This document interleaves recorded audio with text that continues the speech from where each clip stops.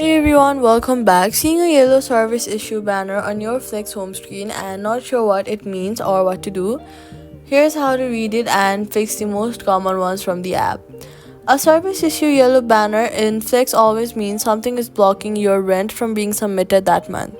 But the specific action you need to take depends which type it is. First, tap that yellow banner or the action button inside to see the exact issue. If it says update your property, tap through and update your property details in the app since Flix lost its connection to your property's portal. If it says confirm rent amount, your property's bill amount does not match Flix's estimate. Tap and confirm the correct amount.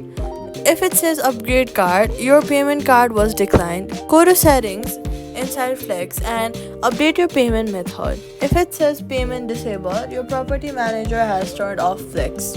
You'll need to contact your property directly to have them re-enabled since this is one of the issues Flex cannot fix on its end.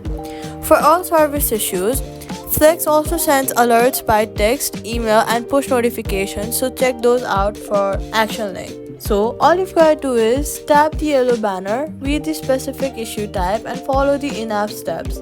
Each one has a different fix. Subscribe for more Flex guides.